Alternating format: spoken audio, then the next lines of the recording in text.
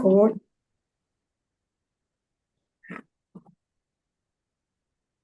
Hi, Raymond, Laura, and Jocelyn. Okay, welcome back. Thank you for being back here. Let's just dive in. We are going to set our motivation.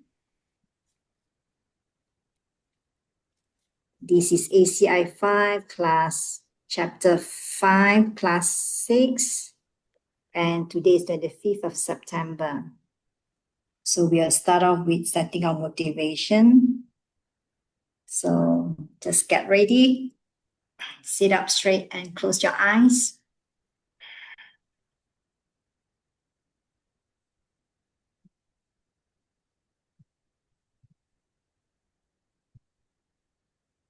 Just be aware of your breath until you hear from me again.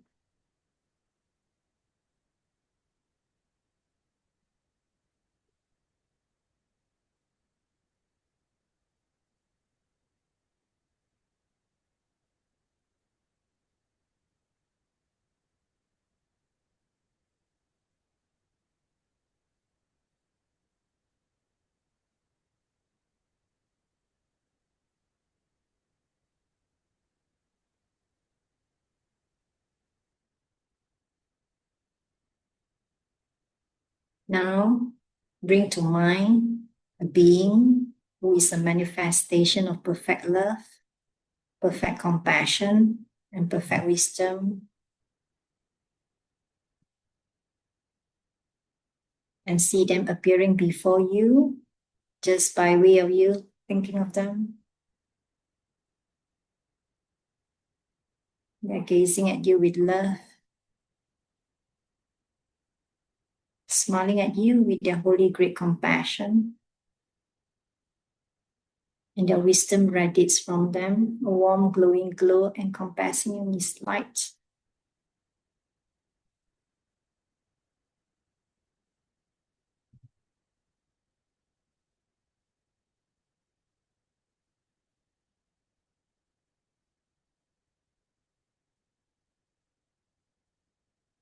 Now we hear them say, think of someone who is hurting in some way.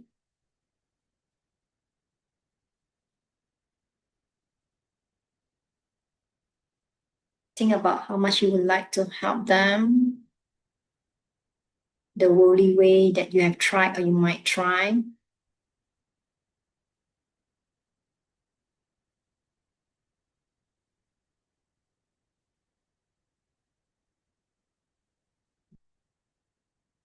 And how wonderful it would be. We could also help them in some deep and ultimate way, a way through which they can stop their distress forever.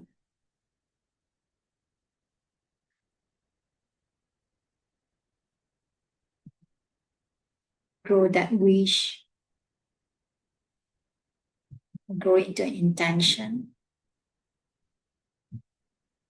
into a determination when you're ready.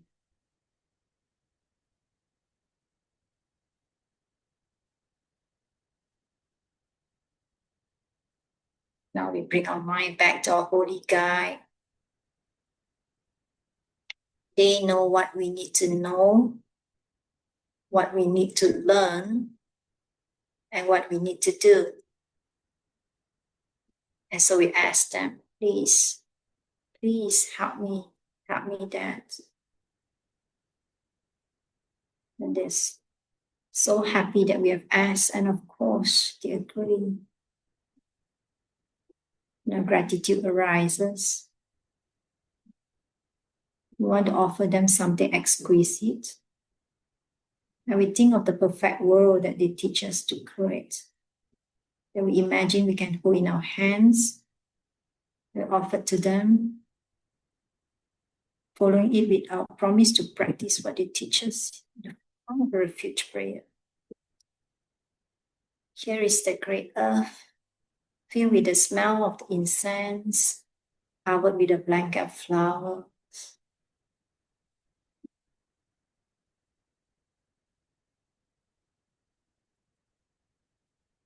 Four bands wearing a jewel of the sun and the moon.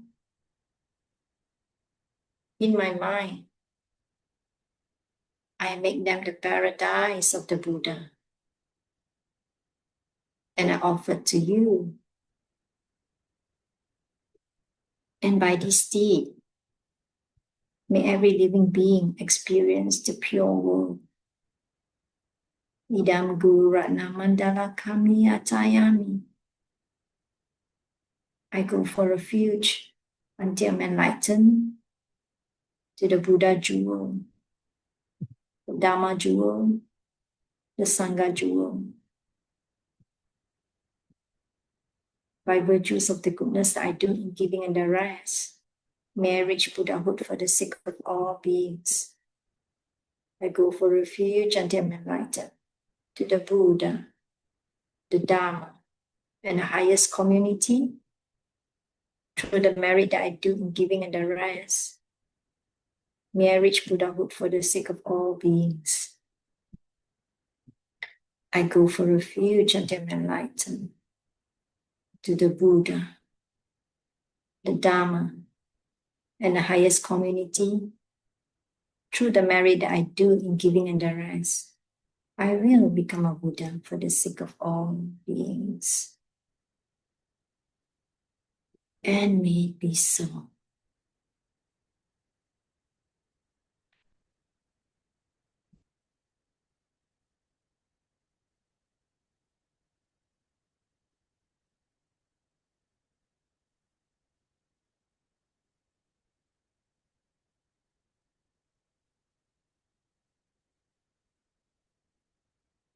Bring your mind back here when you're ready.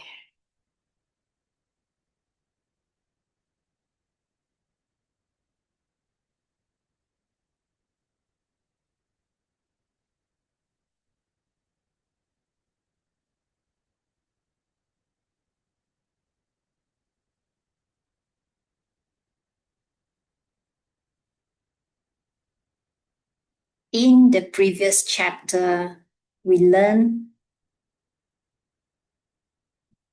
cause and effect. Okay, correct. We learn what are the deeds that we do that ripen as a result in the four ways. Right, the cause and result, cause and result, cause and result. In the four ways, they can ripen as a ripened result in the realm, in the rebirth that we are going to take. They can ripen as a corresponding experience. They can ripen as a corresponding habit. They can ripen as our environment. So in this chapter, we are going to go into the mind-only school, put on the mind-only school cap that go into the explanation, how the seeds go into our mind, right? Yeah, we know the cause and result, how it go into our mind. And then where they stay in our mind, and how they get ripened as a result.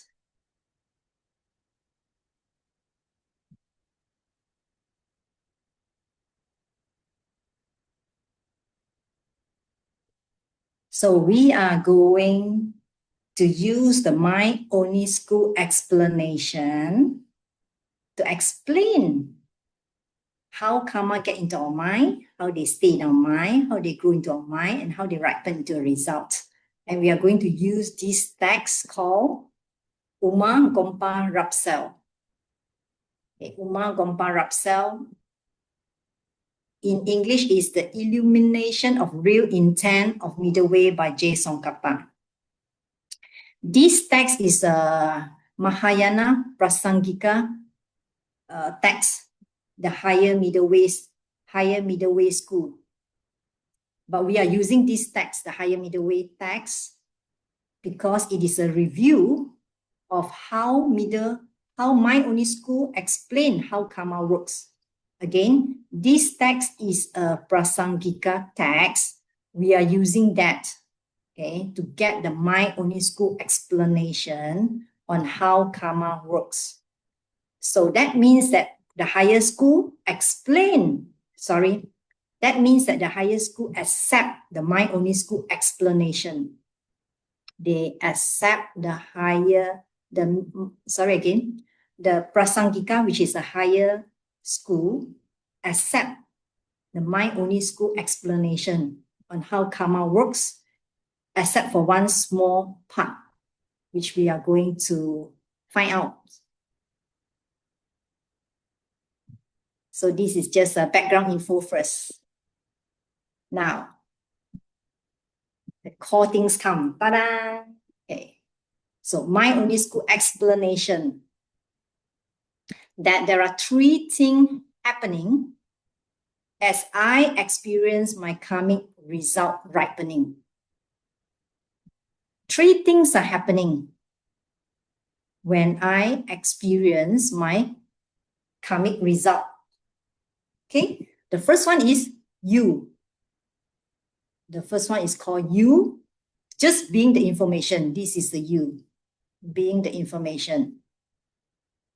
Say you. You. Okay, you. You is the information, okay, being the information, the object. Next one is number 2, Mickey Wangpo. Mickey Wangpo. Say Mickey Wangpo. Mickey Wangpo is the I power. I power. We call it physical faculty, the tissue, the rod, the land, physical thing. Okay, the I power. Mickey Wangpo will pick up the information, color and shape, unlabeled, and then send it to Mickey Namshe. Send it to Mickey Namshe. Say Mickey Namshe. Mickey Namshe is an I consciousness. I consciousness. I consciousness. That recognize the information, just now the color and shape, recognize the information, color and shape, and then put a little bit more information onto it.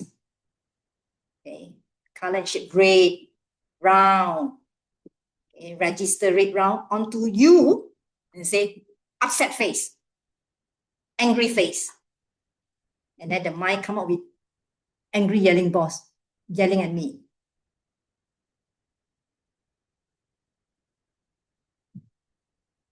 So 3 things happening here. What is that? You, Mickey Wangpo, Mickey Namshe.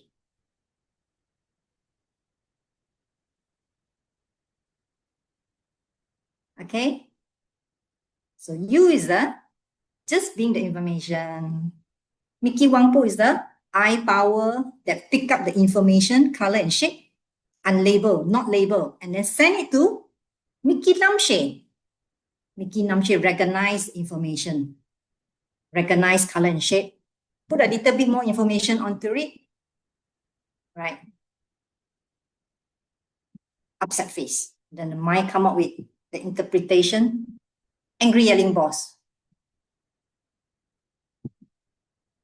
So these 3 things are happening in our experience as I experience my karmic result ripening. Okay, now my question. Where is the angry yelling boss in those 3 places? You want to type in the chat? Where is the angry yelling boss in those 3 places?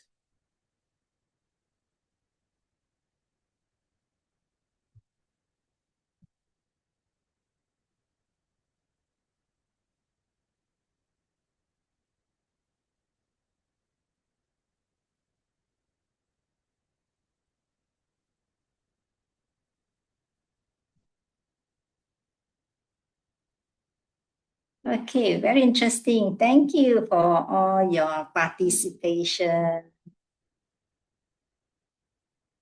They say, which is true, the ignorant me, the one like me, I'll say, oh, it's the you, right? Mickey Namshe. Okay, right? And that is the ignorant me. Okay. And the wisdom or the knowledge will say, the wisdom me will say, until all the 3 things is happening, there's no angry yelling boss for me, Miss Mickey.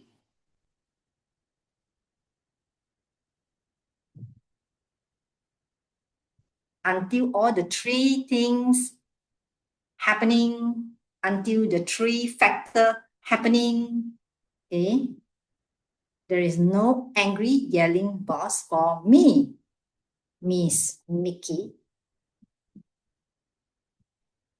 Yes, all three.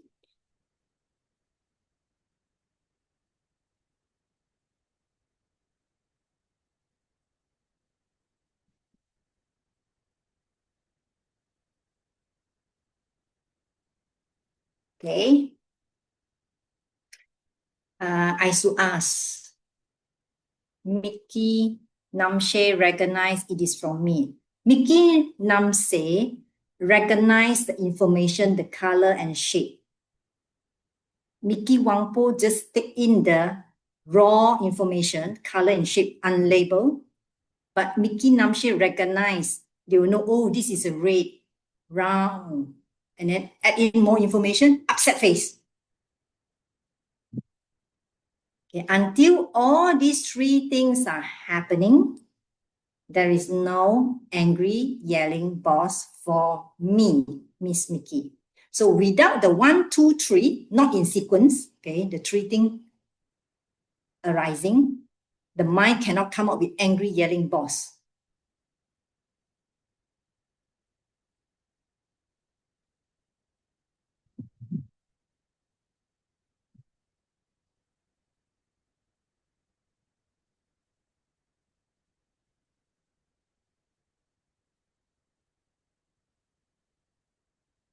Okay, so memorize that quickly. You, Mickey Wangpo, Mickey Namshe. Get it clear. You, Mickey Wangpo, Mickey Namshe. Or if you don't like the word, you can say Mickey Wangpo is the I power, Mickey Namshe is the I consciousness. You is the object.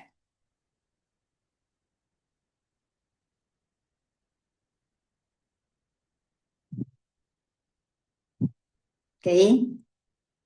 So wisdom now we learn. Oh, okay. That is so, I don't know. I would think that it's in you, right? But when you, the more you learn, the more you try to apply in your life. Like I was like having some moment. Yes. And I was looking at my screen, and when that thing happened, in my this three thing happening, this three thing happening. Okay. So that is the challenge to be able to apply at every moment. And I've been doing that for almost every day these 2 weeks while I'm preparing this one. Okay.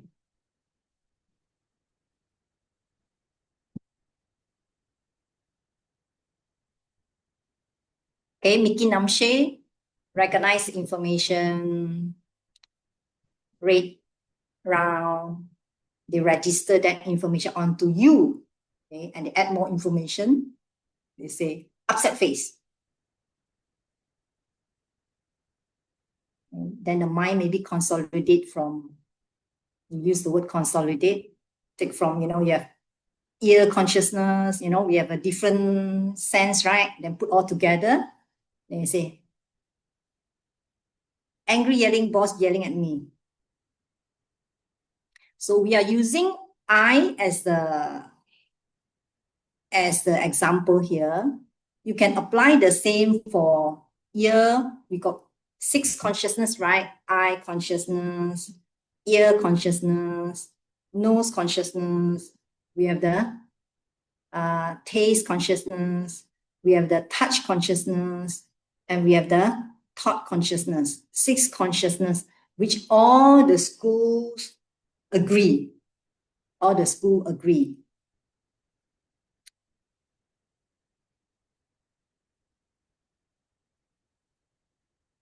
Next one. Now, why is that happening to me? So, I see myself yelling at somebody, okay, in the past, okay. I see myself yelling at somebody. I have an awareness of myself yelling at somebody. I have a perception of myself yelling at somebody, okay? And as the action, my yelling, come to conclusion, my yelling, my action come to conclusion, the energy stain my mind, okay? Stain my mind and a bakchak is formed.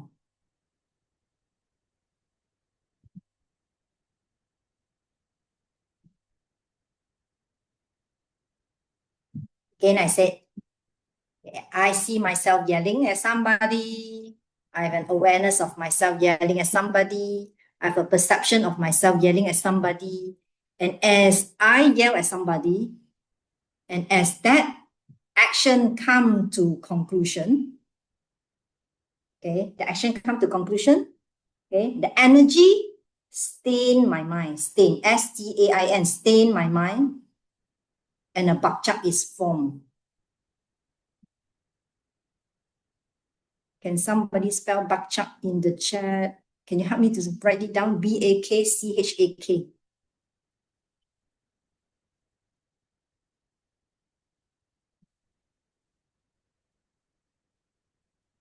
Okay, a bakchak is formed. What is a bakchak? We can say it is a seed, mental seed. We can also say that it is an energetic potential, energetic potential. Or we can say that it's an energetic imprint, a karmic imprint, imprint.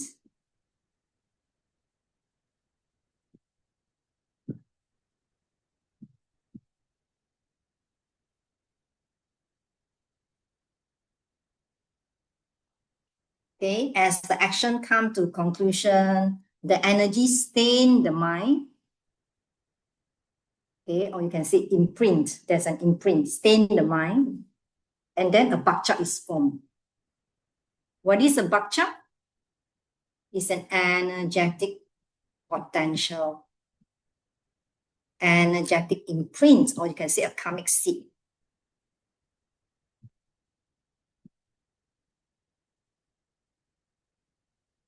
Now we know how the seed go into our mind.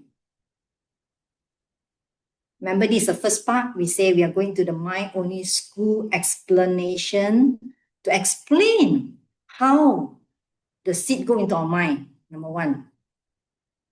Okay, now the seed go into our mind already. Now, as the action come to conclusion, the energy stain the mind and a bakchak is formed.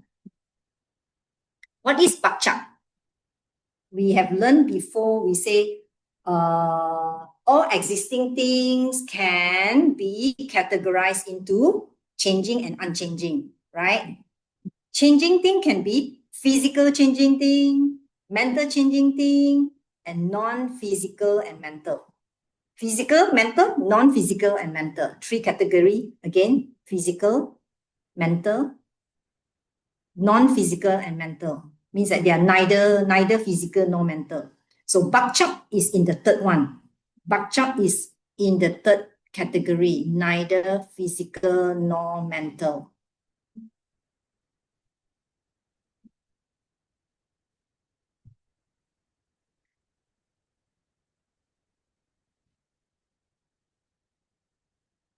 Okay, so the bakchak is a mental seed lah. We say mental seed, okay?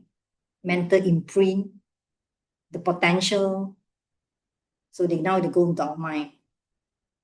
Okay, next. Then my only school say, the bakchak is a functioning thing and they need a place to stay, okay? They need a place to stay. You need to store all these bakchak in one place. And so they say these bakchak stay in this place called Kunshi Nampa Shepa. Kunshi Nampa Shepa.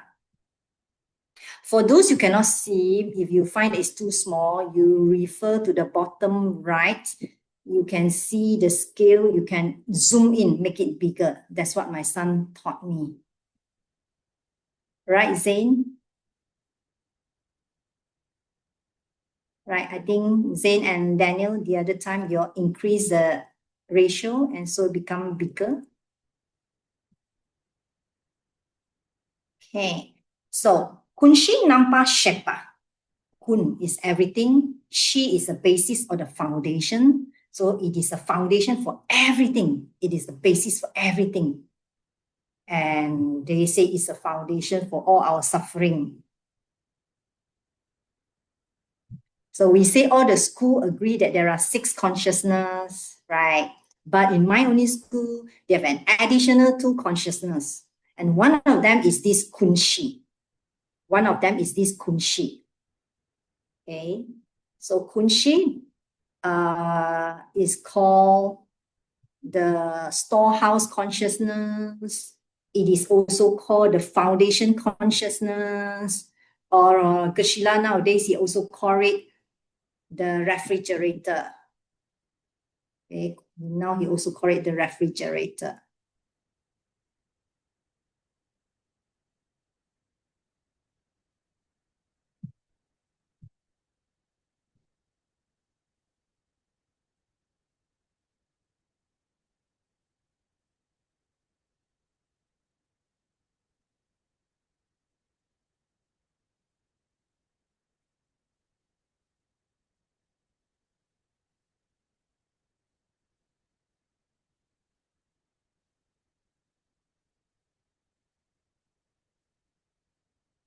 We just say that all the school agree that there are 6 consciousness, but my only school say they created 2 more. Yeah, and one of them is this consciousness. In Sanskrit, it's called Alaya Vijnana. It's difficult to pronounce. I'm not sure whether I pronounce correctly or not. Okay, so all the bakchak is stored in this refrigerator. And the higher school, Prasangika, said, no, no, no, no, no, we don't agree. Okay? We agree with everything you explain, except this one. Yeah, we don't agree with this part. The higher school say, bakchak is not some subtle material thing. It's not a thing, a subtle material thing that need a place to store. You don't need a place to store them. Okay. Then the mind only school say, ooh, then where the bakchak? Where are they supposed to stay? And the higher school say, they just stay in you. They just stay in the simple, unexamined you. We have heard of this term before, right? We heard of this simple, unexamined you in ACI 4, chapter 10. The simple, unexamined you. Okay, and this is in your question 4. Question 4. The middle way school doesn't accept the idea of kunshi. Where then do they say the mental seeds planted by karma stay until they ripen? Okay, so my only school say that the bakchak stay where? Stay in the kunshi. But the higher school say no, no, no, no, no. They just stay in you, in the simple, unexamined you.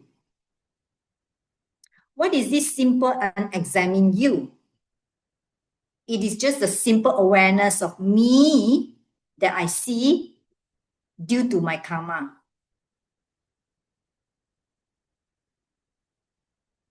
I'm struggling with that, and because I have we have done that in ACI4, I understand it a little bit more. Okay, I can't say I understand that wholly for this part. I'm struggling. What is this simple unexamined me? And I asked one of the senior teacher. Well, anyway, I still don't get it. Okay, I still need to cook on that. But now I think I get it a little bit more and more. Just basically simple awareness of you. I am Rachel. You say, oh, I am Emerald, Lord Buddha says, I am Buddha. It's just a simple awareness of you. Yeah? It's a simple awareness of you that you see due to your karma. Your karma force you to see yourself in a certain way, right? This is me. I'm Jenny. I am Zain. Things like that. The simple, unexamined you. It just stay there. Okay, so this is in your question 4. The seeds just stay with you, the simple unexamined you, the simple awareness of you that does exist, that you see when you look at your own past due to your karma.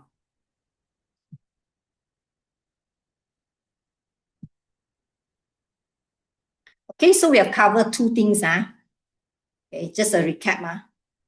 What we do just now, we say where the seed, how the seed go into our mind, right? We say as the action come to conclusion, the energy stay in the mind and the bakcha is formed. That's how they go to our mind. Number one, okay? Yeah. Then number two, they get into the mind already. We put on the mind only school cap. They stay in Kunshi. They stay in this place called Kunshi. Kunshi Nampa Shepa. Say Kunshi Nampa Shepa. Kunshi Nampa Shepa. They stay here. Then what they do then? They stay there. Okay, the bakcha stay there, replicate moment by moment, transferring the energy from the older one of themselves to the newer one of themselves. They just stay there and replicate moment by moment until they ripen. Number three, until they ripen into a result.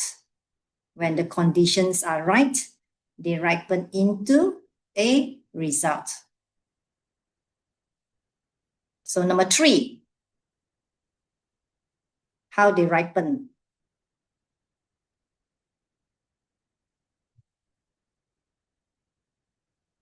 Okay, can you see my picture, the dot in red color one, the dot, okay? The dot is the bakcha. The dot is the bakcha, okay? Just now I say how the bakcha get into our mind, right? The red, the dot color dot one is the bakcha. What is bakcha? Just now we say, as the action comes to conclusion, they stay in our mind and a bakcha is formed. It is an energetic potential or mental seed.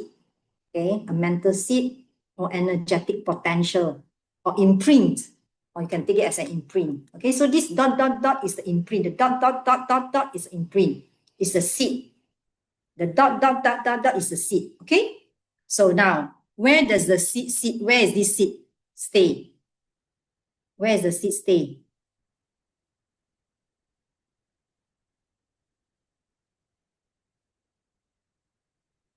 I'm helping you to recap. Where does it stay? Kunshi, correct. Yan, Lin, yes, thank you. It stay in the kunshi. Okay, so dot, they are in the kunshi. So when the conditions are right, this bakcha, bubble up. Can you see my picture? Bubble up, come up, bubble up like the bubble up. Out of where? Out of where? Out of kunshi. Out of kunshi. Okay, so this bakcha got many bakcha where? In the kunshi. So when the bakcha ripen, when the conditions are right, the bakcha ripen. How they ripen? They bubble up. They bubble up. You know, like this bubble. Can you see this picture here? Yeah. I go and find one picture, the bubble, like the bubble in front of you. Okay. So they bubble up. Out of where? Out of the kunshi into an awareness of your karmic result. Into an awareness of your result, into a perception of the results.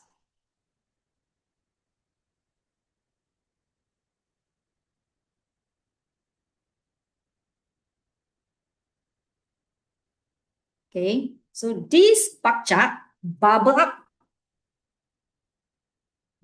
out of the kunshi into an awareness of the karmic result, into an awareness of the result, or into a perception of the result. Me being yelled at by my boss.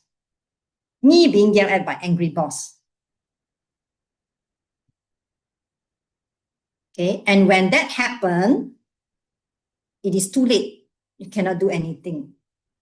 Okay, but it's changing moment by moment, moment by moment. If you recognize that, don't put another bakchak inside. Don't yell back. Why? Because we want to stop the cycle of the same cause and same result, same experience.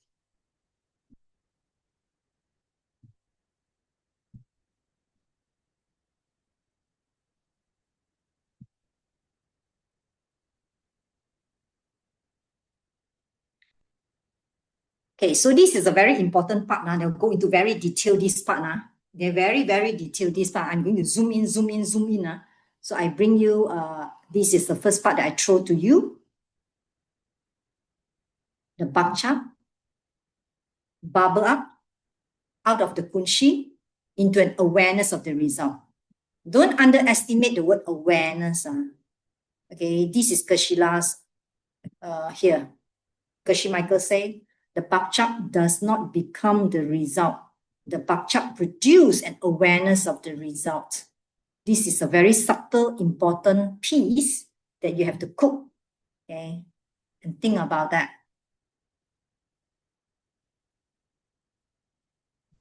So the bakchak ripen into an awareness of the result or a perception of the result.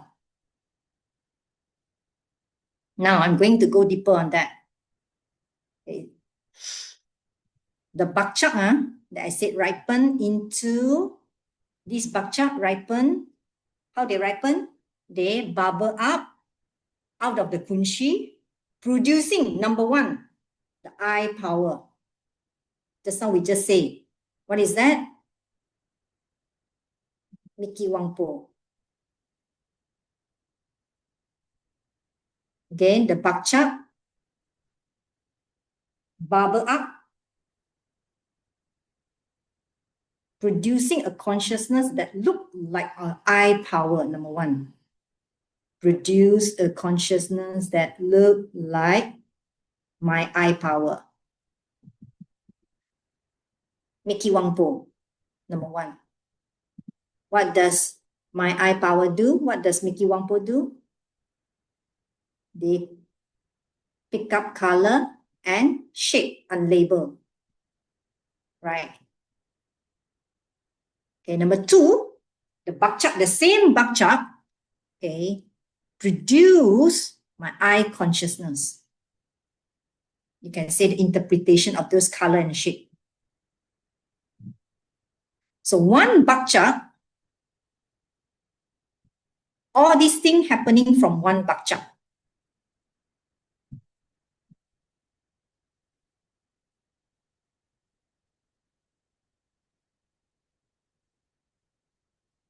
Okay, again, the bakchak, when the conditions are right, they bubble up, right? Producing a consciousness, two things come from here. That look like my I power, number one, my I power, Miki Wangpo. Number two, my I consciousness, my Miki Namshe.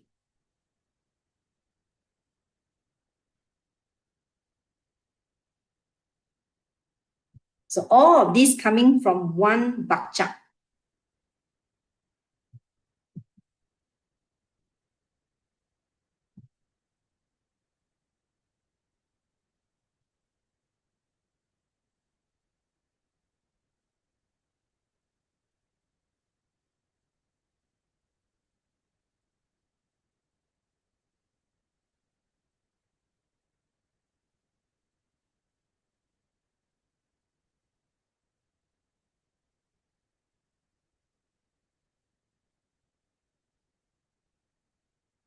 Okay, this is what Geshe-la say.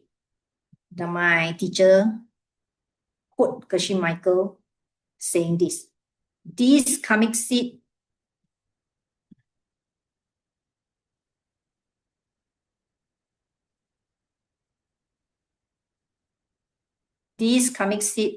is producing a consciousness that appear as the I, number one. which is a physical matter, but which actually is a part of consciousness because they are coming out from the kunshi, and which is giving a message to the I consciousness. Send a message to Miki Namshe, I consciousness, which is actually a part of the consciousness. Okay, so you can take this one and then put back into this picture here. So I read here, this karmic seed means that this bakchak is producing a consciousness that appears as the I power, which is actually a part of the consciousness. Agree or not? They are part of the consciousness, right? Because the bakchak produce a consciousness that look like the I power, that appear as the I power, number one. Okay. And then this I power give message to the I consciousness. Yeah. Number two, the I consciousness interpret those information. So all these things coming from one bakchak. One bakchak, all these things all these things happening.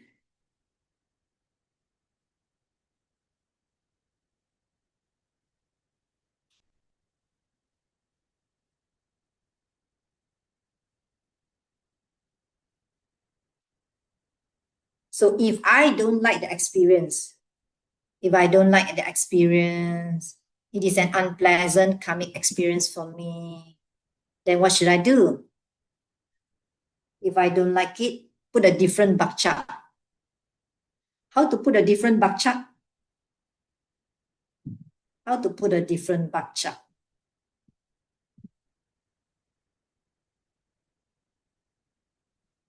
Through what we do, say, and think, right?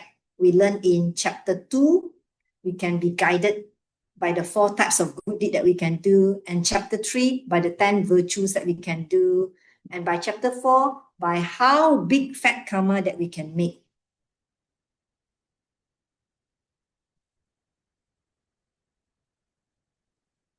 Okay, something very interesting that connect to the previous chapter that I didn't finish, that I say I want to finish. Not to say didn't finish, actually I finished nicely, but I want to go into a bit more detail. And so happen this is a segue that I can mention that. Okay. I get yelled at, but then I said, I never yell at anybody, but I get yelled at all the time. And I never yell back also. Could that happen or not? And there's something very interesting. Maybe you really never yell back. Maybe you never yell at anybody, but something very interesting, you can think about, how does the yelling make you feel? The yelling make me feel disrespected, make me feel unwanted, make me feel small. So go and find where else I make other people feel disrespected, unwanted, and small. And that seed ripen into a yelling that make me feel disrespected, unwanted, and small.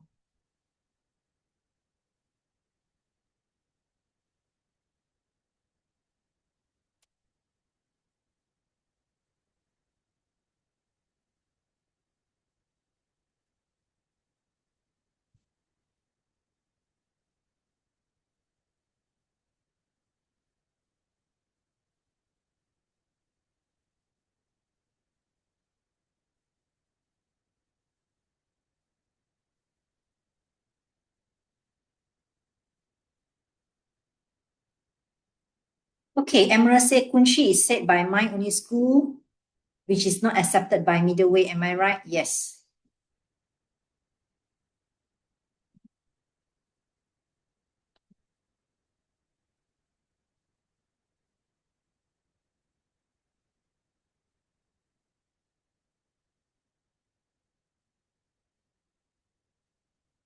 So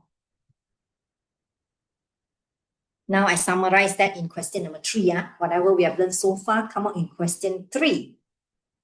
Question 3 says, explain how mental seeds from karma are planted and then where they stay and how they go on until they produce their consequences according to the mind-only school. So we say A, remember part 1 I say? Okay. Mental seeds are planted through your awareness of what you do, say, or think. Basically, it means that I see myself yelling. Okay. I perceive myself yelling.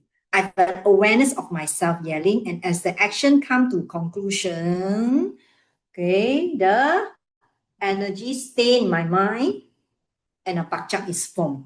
That is how the mental seeds go into my mind. Okay, that's A.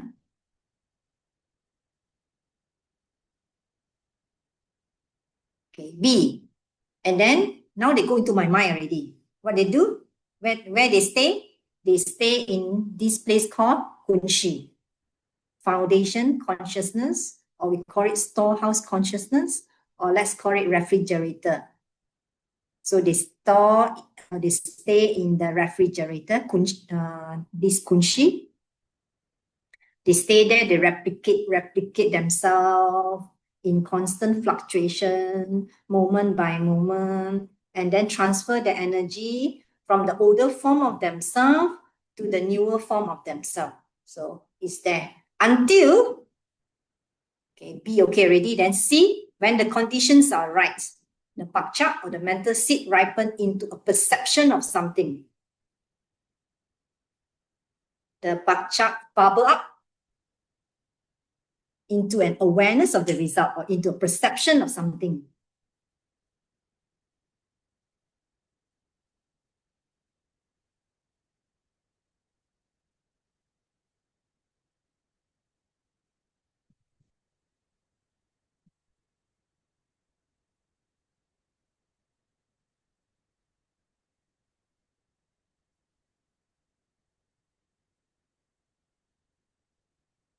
Okay, so there are 3 parts here. 1, how the seed go into our mind, A. B, they go into our mind already, where they stay, B.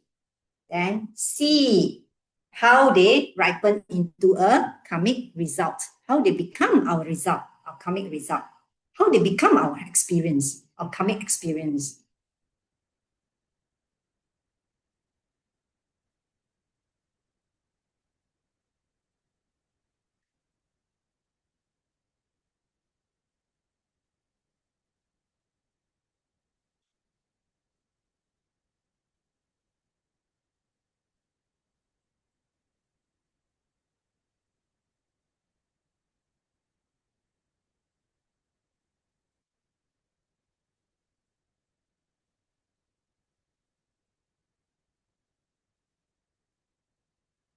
Okay, so next one.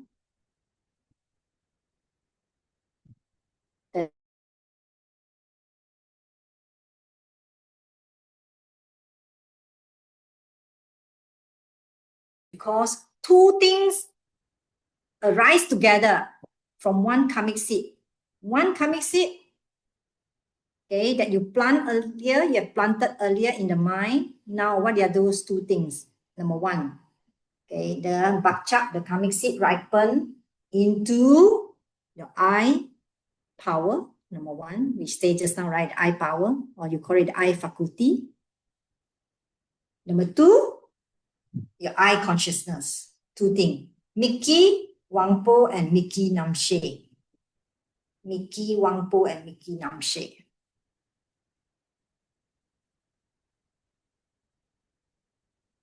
Again, the one bakchak, okay, they ripen into 2 things. Okay, 2 things come together when one karmic seed planted earlier on ripen. They ripen into a consciousness that appear like our I power, number 1, I power, or you call it your I faculty. I power, I faculty is the same, okay? This I power, I faculty, Miki Wangpo, is actually our kunshi, right? Coming out from the kunshi. is actually the condition of our kunshi. Number two, I consciousness.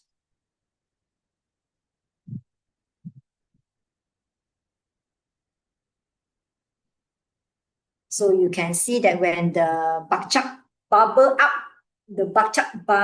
up, out of kunshi, the kunshi shape shifting, shape shifting, shape shifting.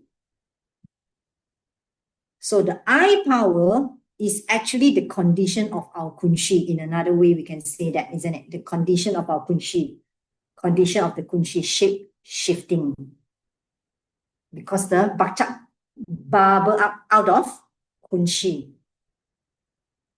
See, this dot bubble out of kunshi, coming out of kunshi. So it's a condition of our kunshi. So the I power is, here they write here, the physical faculty of the I, which is actually foundation consciousness appearing as this faculty.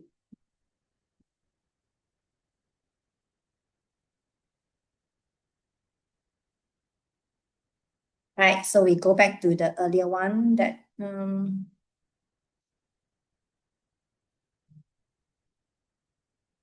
yeah, I like this one. So the karmic seed that planted earlier on, okay, this thing called bakcha, store in the kunshi, where? In the kunshi. And when they ripen, they bubble up, like this one, this bubble up. Out of where? Out of kunshi. Okay, they bubble up out of kunshi, producing a consciousness that look like the I power, Miki Wangpo. And number two, Miki Namshe, the I consciousness. Coming out from one karmic seed, coming out from the same bakcha.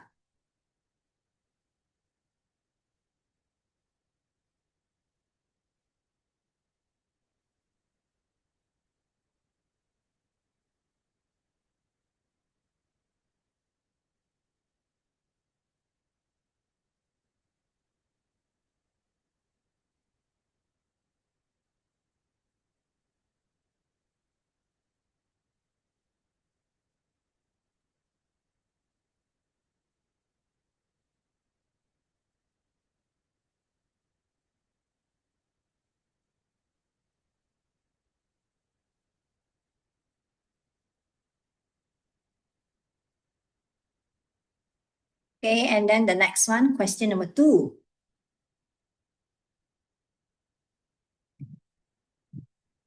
According to the mind only school, what are you really looking at when you think you're looking at the sense faculty of your eye, which is your eye power, and the outside physical form as well? So according to this school, you're really looking at your refrigerator, your foundation consciousness, appearing, bubble, appearing as your eye faculty, or the eye power, or your Miki Wangpo, and by extension, the outer form that you think you're seeing, the angry boss that you think you're seeing, whatever the thing that you think you're seeing. So when you look, when you think that you're looking at your eye, or when you think you're looking at the outside physical thing, really you're looking at your foundation consciousness, the condition of your kunshi, the condition of your kunshi appearing as your eye power, right? Appearing as your eye power, the eye power, and by extension, or you can say by implication, the thing that you think you're seeing, the angry boss that you think you're seeing.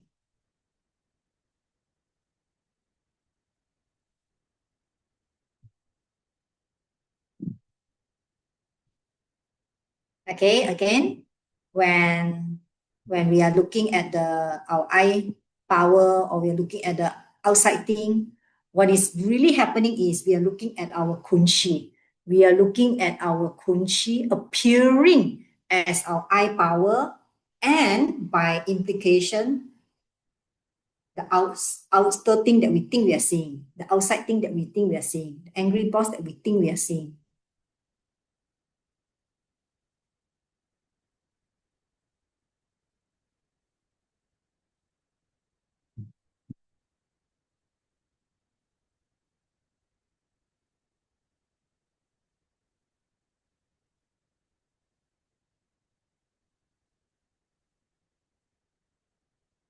Okay, so Kashila, my teacher quote Kashila say,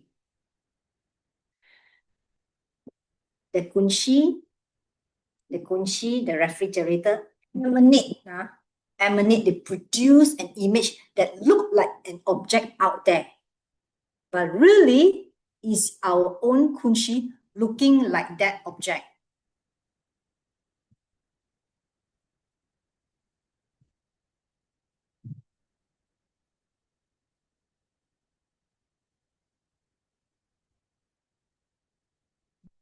Say, Kashila say, the kunshi produce an image that look like an object out there. But in fact, it's our own kunshi looking like that object, looking like that object. Okay, now the challenging thing is, now, so are you telling me that whatever I'm experiencing is the condition of my kunshi? It's just my kunshi happening. It's just kunshi shape shifting. So does that mean that there is no outside physical object? Does that mean that there is no outside physical object?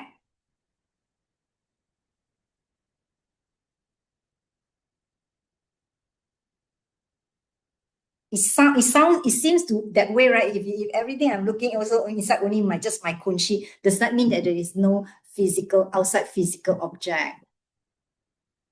Okay, so the Mind Only School says there is no outside physical object that are not kunshi looking like outside physical object in our karmic experience. It's not very deep, you have to think about that.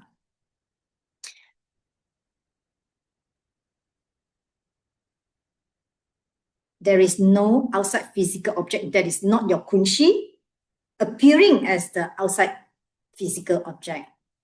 So that means, so in that case, then no physical outside object? No, that does not mean that there is no physical outside object. Doesn't mean that. Doesn't mean that there is no outside physical object. It's only an illusion if you think that the outside physical object is separate from your consciousness. The keyword. It is only an illusion if you think that the outside physical object is separate from your consciousness. This is very easy. I make it easy for you, okay? Go back to the picture.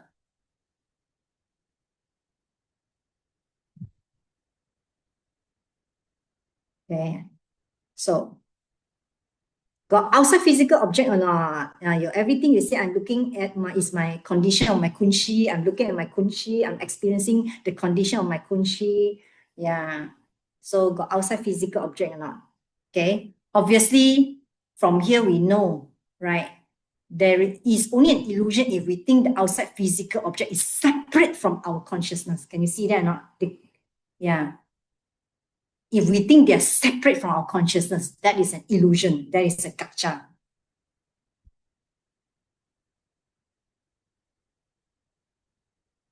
Mind Only School says that every existing thing is nothing but part of our mind. Okay, always go back to this picture. It will help you. I spend a lot of time doing this because I think it will help you, because it will also help me, because I'm also struggling. I'm really, really struggling. Mind Only School is not easy. To be very honest, I get mixed up. When I was a student, I got so mixed up. Then I did my notes. I said, aha, I got it. Then I keep my notes already. After a while, I forget again. It's so slippery, Sometimes you think you know, then you forgot, and I got mixed up. And then I wrote to my teacher. My teacher don't want to answer me. When my teacher don't want to answer me, I know I got it wrong. Understand? So I got to go and read and study again. And after I study, I get even more confused. And then I go and dig ACI 15. I did ACI 15. And then ACI 15, I got a better understanding, right? In the teacher training, I also handled a group. And then the student, one of the very senior student, trying to debate and tell me that my only school means that there's no outer form at all. In fact, it's in the classroom. I just want to tell you the classroom is wrong. Okay. And then I go and study so much, and I say, oh my God, I go and read and read. It's really so struggle. And I come up with all these things. I hope that it will help you. And I write to my teacher and to confirm that. So I also want to show you. Okay, so my teacher says, I can read to you. I asked my teacher, is there outside physical object? And I say my answer is there is no outside physical object that is separate from my consciousness. That is not my kunshi looking like the outside physical object, i.e. the mind that see the angry yelling boss and the yelling boss that the mind see come from one same karmic seed. That does not mean that there is no outside physical object at all. It is an illusion only if we think they are separate from our consciousness. So I say, dear teacher, is my understanding correct on the above? Because I said I started to get confused when I read the student notes. It says there is no outer form at all.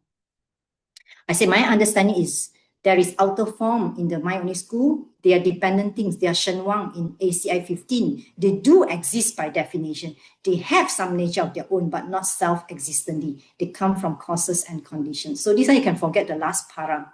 So my teacher say, yes, you are correct. As far as I understand it, the student notes are misleading in this case. Yeah, the student notes are misleading in this case. So just to show you, in case you're also reading the student notes. Okay? So, got outside physical thing or not? In my only school, okay, there is no outside physical object that is not your kunshi looking like outside physical object. Remember the picture I draw for you? I spent so much time doing this, and I hope you remember this picture. Okay. Which one was that? Not this one.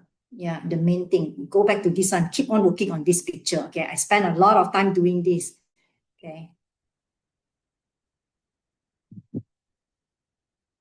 The outside physical object that is separate from your consciousness is a gacha, is an illusion. I don't want to go deeper into the you, which is covered in ACI 15, okay? Just remember that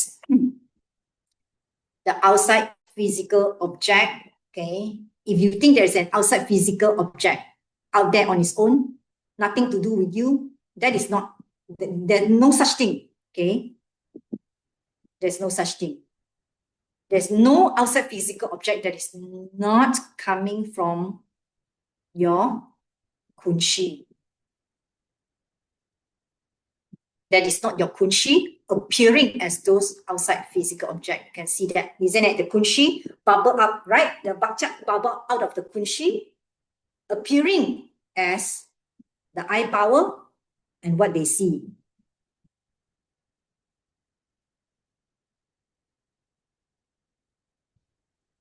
There is, of course, there are outside physical object, okay, but they are not separate from your consciousness in your karmic experience.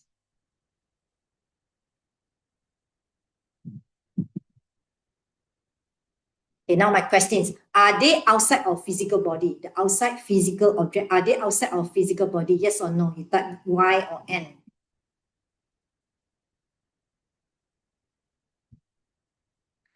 Laura and Darren asked, that means all I experience is kunshi. Yes, in your karmic experience, in our karmic experience, we are, what I'm experiencing is the condition of my kunshi, the condition of my kunshi. Okay, and we'll go one step higher and ask you, okay, the condition of your kunshi is made up of the bakchak ripening, isn't it? What made the bakchak? What I do, say, and think, right? My perception of doing something. And that perception is the bakchak. Is that perception? That perception, remember the action when they come to the conclusion, the energy stay in the mind and a bakchak is formed.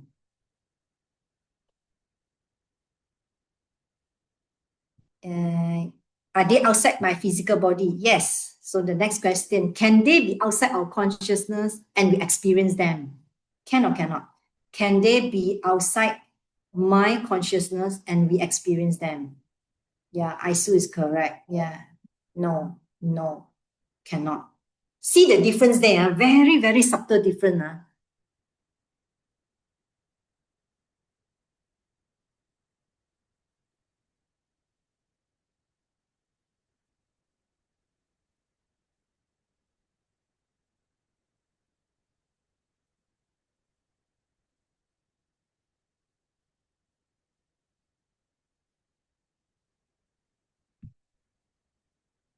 So we keep on saying that one bakcha bubble up out of the kunshi into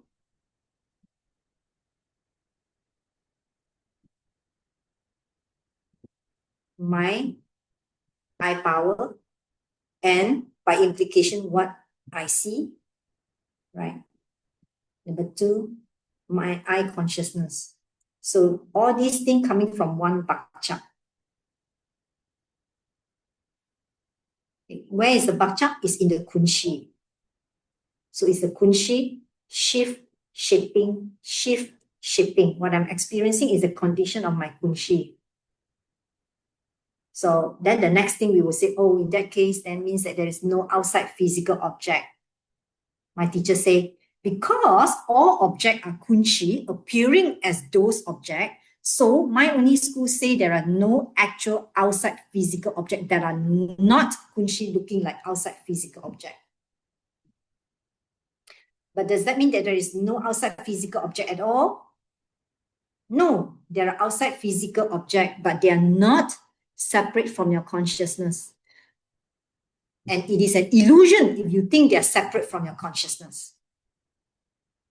So for me, if I cannot get anything, remember one thing, okay? When I study this one, oh my God, I don't understand a single thing. Forget about that. Oh, they're not yes or no. Just tell me yes or no, okay? One thing, there's no outside physical object that is separate from your consciousness. If you cannot remember anything, remember one thing. There is no outside physical object that is separate from your consciousness. How to remember that? I do nice picture for you. Remember the picture.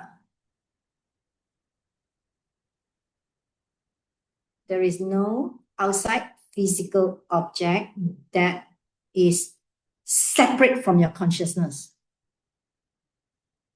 I'm not saying that there is no outside physical object at all. Most people, when they study mind only school, they will argue with me, or most people would think that there is no outside thing at all. Yeah. That time the student also want to argue, debate with me. I don't want to debate with her. I said, I don't not debate. I send you notes, you can study on your own. Okay, I send her ACI 15. The class notes got some mistake in the class note ACI 5. So just be careful on that.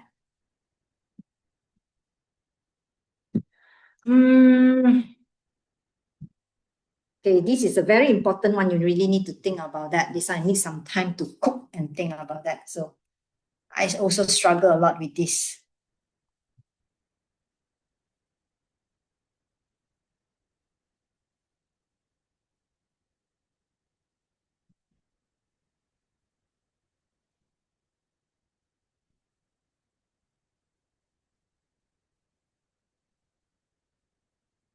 Okay, so now, even though we say, okay, I understand. Yeah, I understand. Okay, I understand. So next one. So do my boss exist or not? So you still want to ask that question. So my boss exists or not?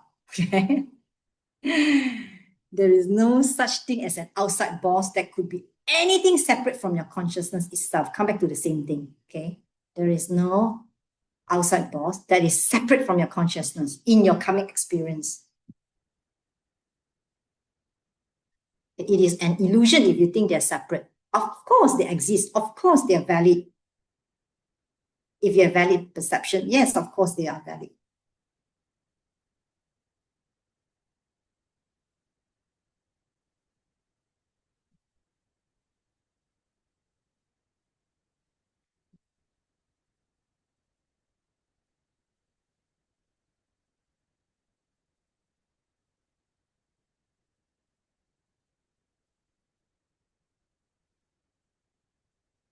Okay, so what is shifting my kunshi?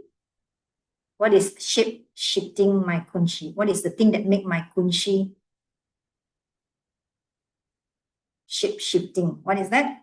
My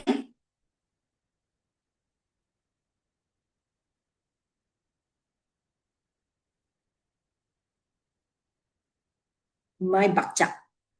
My bakchak. And then what made my bakchak? Correct. Mental seeds, Emerald. What made my bakchak? What is the thing that made my bakchak?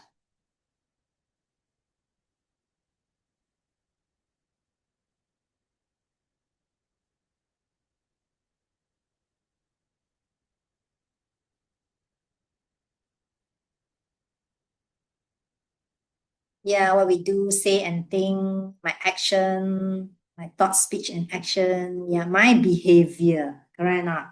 Yeah. So if we don't like that, what kind of bakchak we want to put inside?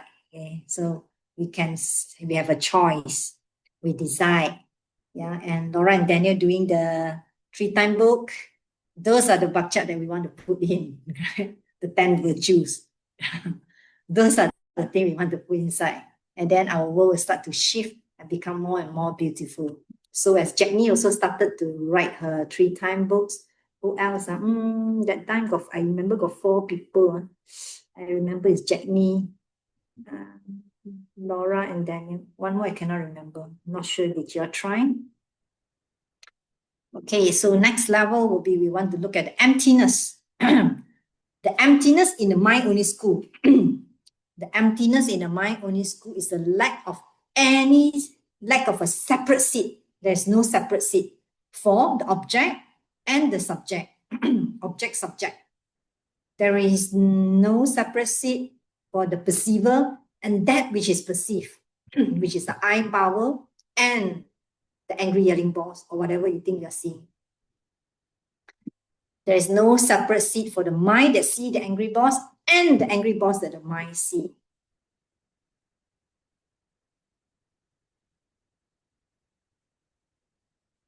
There is no separate seed. They come, they grow from one karmic seed. They grow, they come from one karmic seed. Remember the picture? One bakchak, they come from the same karmic seed. Subject and object. Perceiver and what is perceived. What is perceived here is the eye power, and by extension, whatever you think you're seeing, the outer thing that you think you're seeing, the outer form that you think you're seeing, the angry boss that you think you're seeing.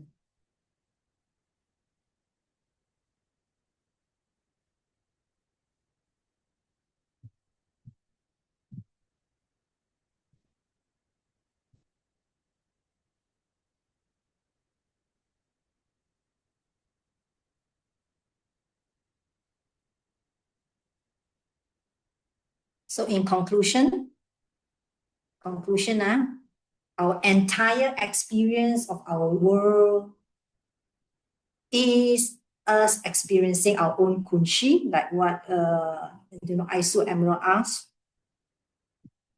The 3 things happening for us to experience our karmic ripening that look like our world out there. And without the 3, the mind cannot come up with an angry yelling boss.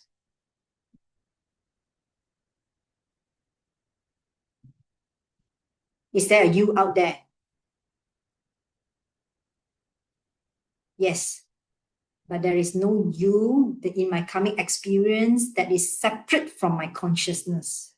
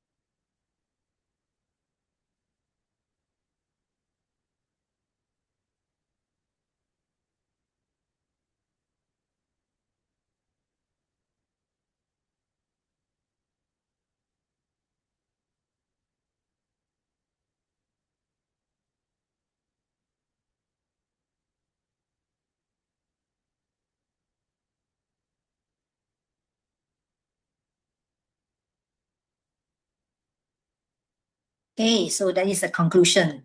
Okay, an extra thing will be just a reminder to myself. Say, where do I think all the bad thought come from? All my bad thought, where do they come from? So it helps me to remind myself where my bad thought come from. So, and one more thing, an additional thing would be, does that mean that nothing matters? Because we say that the key thing is always that we say that, come back to the physical object. Where is that? We say that, okay, whatever I'm experiencing is the condition of my kunshi. Okay, you're telling me, okay, it is my kunshi appearing as my eye power and whatever I'm seeing. So it's just a perception. It's just perception. Nothing matters. No, everything matters because it's our perception. So everything matters. Because now we know that the bakchak ripen as our reality, right? What we are experiencing is our karmic, is my kunshi, the condition of my kunshi. So that is very, very important. It matters a lot, right? And that perception is not just perception. It is a perception forced upon you by your bakchak. Okay. And I hear this a couple of times from Kashila and from other teachers. They say, don't think it's just perception. If you jump in front of a car, you get a perception of being hit by a car. Then you get a perception of a broken leg. Then you get a perception of a huge hospital bill, okay, after they treat you. And then you get a perception of death. That is perception. And because it's your perception, therefore you can change it. So it matters. The word sometimes is so slippery. That's why I like to look at the picture. When you say a perception, it's you know. So when you look at this one, okay, your perception come from your bakcha that ripen into the perception of your reality. So does that matter? It matters a lot what we put inside, right? What I put inside the bakcha I want to put inside, it matters a lot because that is my reality. That will be my world. That will be my karmic experience. That is my karmic result.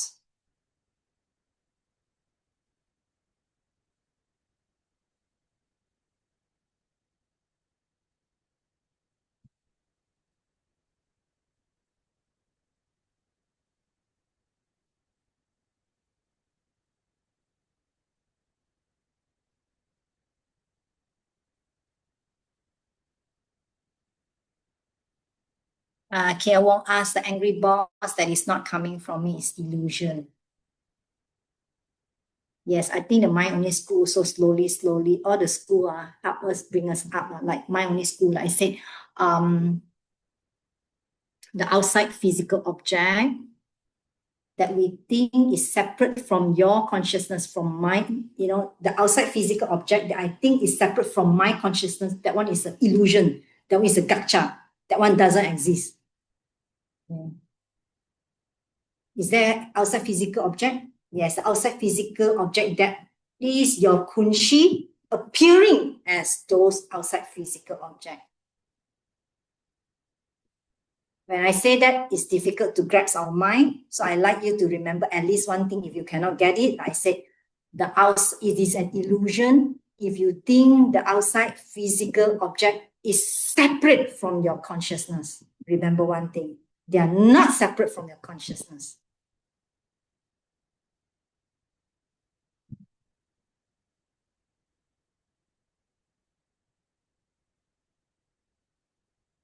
Today, very heavy subject. You know how long I used to prepare this? And every day thinking about that, day and night. Even when I'm sleeping, I'm thinking about that. When I'm dreaming also, I'm thinking about that. Okay. And two more questions. We are going to finish our class. Two more questions. Question 5.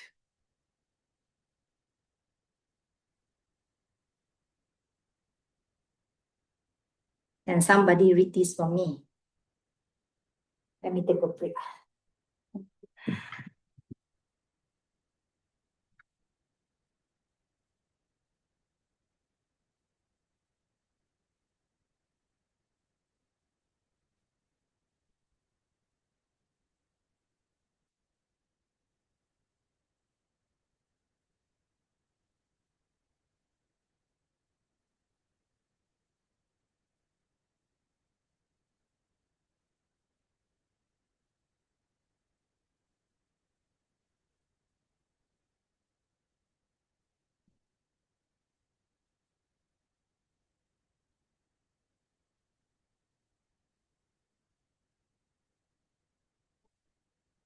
Okay. Anybody want to read? I can read. Thank you. Even though the consequence group in the middle way school doesn't accept the idea of mental appearances ripening out of a foundation consciousness, they do agree that mind helps create objects through the process of conceptualization. Give the short name for this process and Okay, explain. Thank you. Thank you, Zane. So consequent group in the middle way school is a higher middle way, Prasangika school, Madhyamika Prasangika. Okay, so they don't accept that the Bakchak coming out of Kunchi, but they do agree with the rest of the explanation. Okay, they do agree that the mind helped create the object. Okay, and they have a specific term for this called Tokpe Taksam. Tokpe Taksam. Okay. Tokpe means our conception, by our conception, by our perception. Taksam means just label. For the higher middle way, let me read the answer first. Or maybe somebody can read the answer. Then only we discuss on that. Because this is pretty easy. I don't want to spend too much time on that. Anybody want to read the answer for this?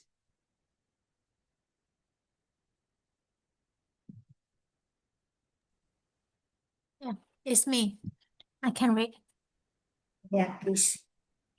The short name for the process of conceptualization is Tokpe Taksam. The mind looks at a collection of parts which can reasonably be perceived as a car, then perceives it as a car by organizing the parts into a perfect mental picture of a car. The mind then takes this picture to be a car. Thank you, Emerald. Okay, just to refresh our memory, we learned in ACI 1. ACI 1, we say that for the higher school, okay, higher school, things exist depending upon us calling and thinking of them. Things exist depending on we call them and thinking of them. We call and think of them. Again, sorry, I rephrase. Things exist depending on us calling and thinking of them. So there are reasonable bases, some reasonable bases that suggest something out there. Okay, some reasonable basis to be given the name. Okay, and then my side will be, I take those parts, those reasonable bases, I put the parts together, right? I organize them together. I conceptualize them. And then I say, pen, car, right? So they're reasonable basis, the parts out there, and the mind organize them, conceptualize them, or you call it chocolate sauce or conceptualize, they're different terms. Put them together, chocolate sauce, conceptualize them, and then say car, angry yelling boss. That is the higher middle way. But something very interesting, if you go one level higher, those parts out there, right? Those parts out there, they're also coming from you. They're coming from me. If you go looking for the parts, you cannot find it. You can look for the parts of the parts. You keep on drilling. You cannot find the parts out there in itself and by itself. You cannot find the parts.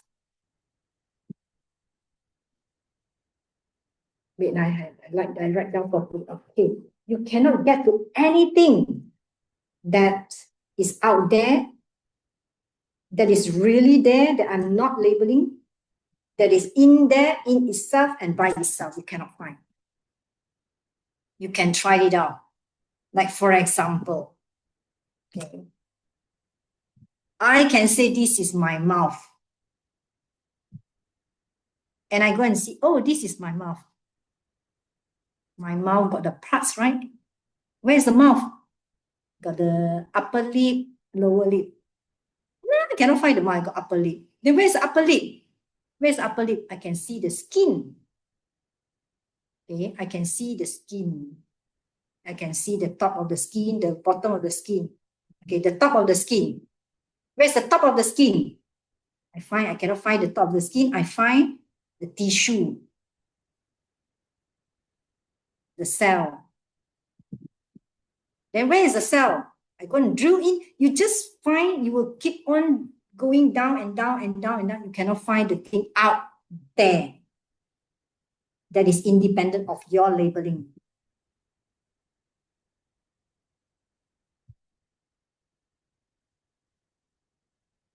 That is a very interesting exercise you can try to do in your meditation. Anything you can keep on finding. Parts of the parts, parts of the parts of the parts, parts of the parts of the, you can keep on going down and you find, that's the emptiness. There's not a single thing that is not coming from my labeling, from me thinking and naming them. So this is the one. So for the higher school, okay, they say, yeah, mind is important. I do agree that the mind is the one that creates the object. How? There are some reasonable bases out there. The eye power take in the indicators, then the eye consciousness process them, and then the mind conceptualize that and say, pen, car, angry yelling boss.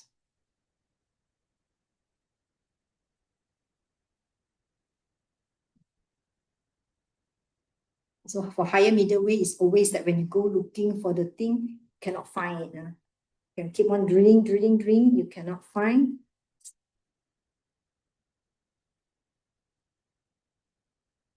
You cannot find it.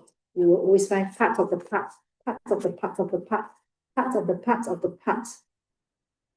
You cannot find the thing out there that is really there, that I'm not labeling. There is something out there that I'm labeling, that I'm not labeling. There is in there, in itself, and by itself. The angry yelling boss, you can go finding it, you cannot get to anything that is him, that is actually him, that is in him.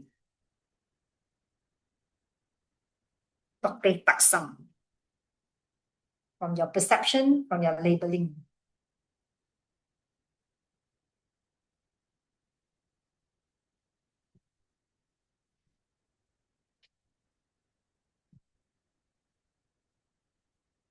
Okay, so the last question. It's going to 10 o'clock. Last one. Okay.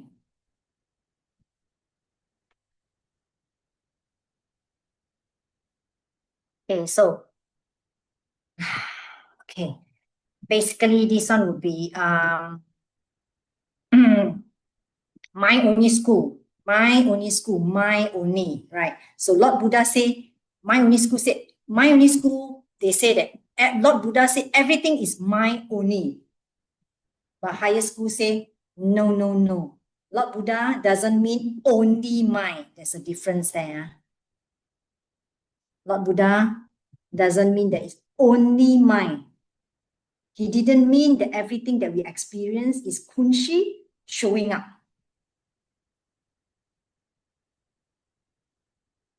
Okay, so basically when you say my only, Lord Buddha, what he really means is two things. In a negative sense, he's trying to negate, he's trying to tell you that our world cannot come from the creator God. To tell you my only is to tell you that they cannot come from a creator God. They cannot come from anything, a product of anything else but your mind. Okay? So again, when you say my only school say, hey, Lord Buddha say it's my only, come on. But the higher school say, but Lord Buddha doesn't mean it's only mine. But why do Lord Buddha say my only? In a negative sense, they're trying to negate trying to cancel that it can come from a creator God, that it can come from any other thing. Okay. Number two, in a positive sense, to tell you that mind is the main thing, is the primary source in creation and ripening of karma. What do you mean by that? In the creation and ripening of karma. In the creation and ripening of karma, you can, the whole process, what we are discussing just now, we show that how the mind, right, how the seed go into the mind, right, correct or not? The bakchak, the creation of karma, and the ripening of karma, we show that, right?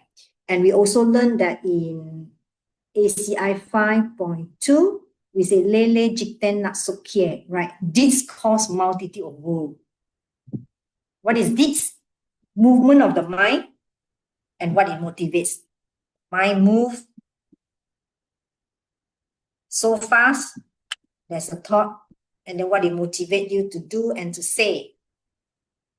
And that did cause multitude of woe. So our world comes from, primarily from our mind.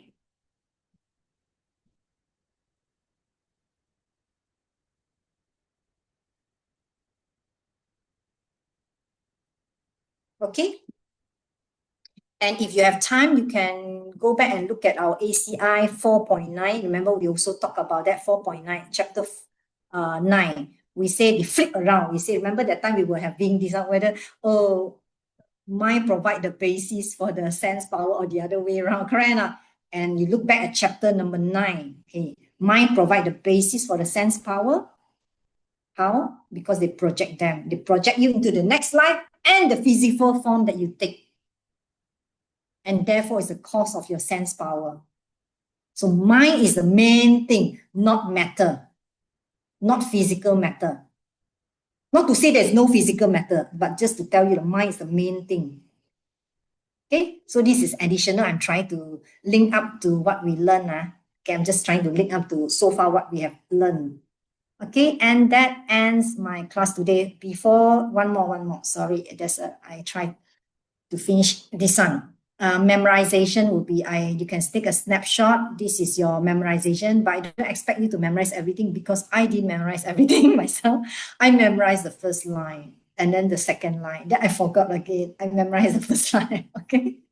A splash of pleasing flowers open their petals. If you can try your very best, then you can see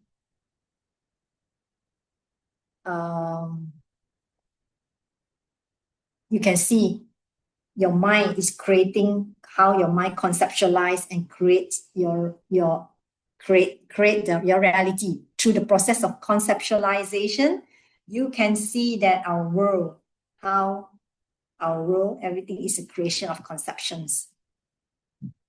Okay, and you're supposed to meditate between the role of the mind in creating the world according to mind only school and middle way school. And that's very challenging. Try your very best.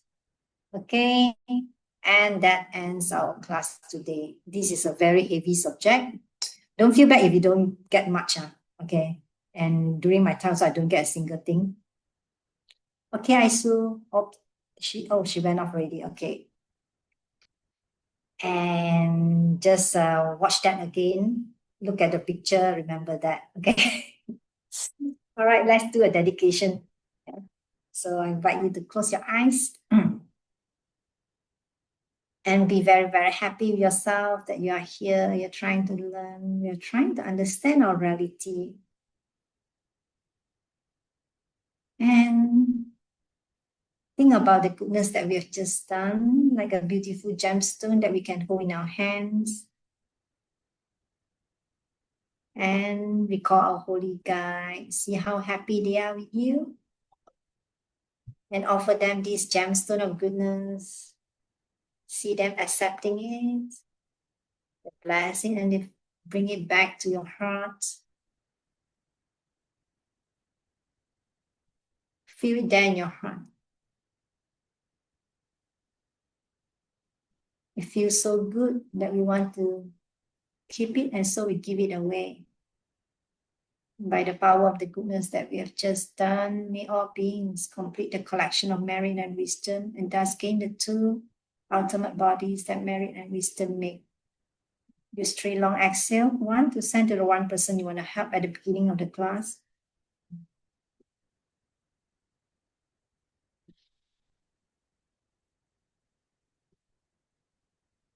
2, to send to everyone you love.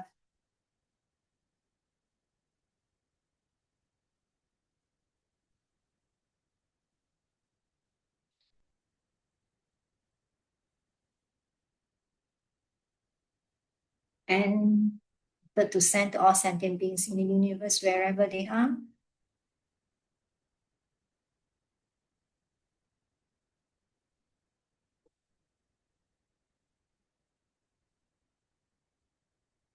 Something shift inside them because of the ripples that you made.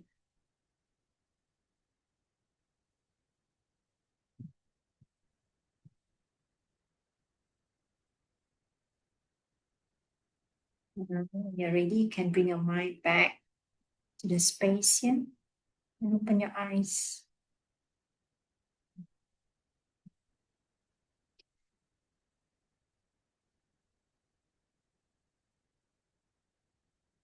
That is a heavy class. Okay, you may stop the recording.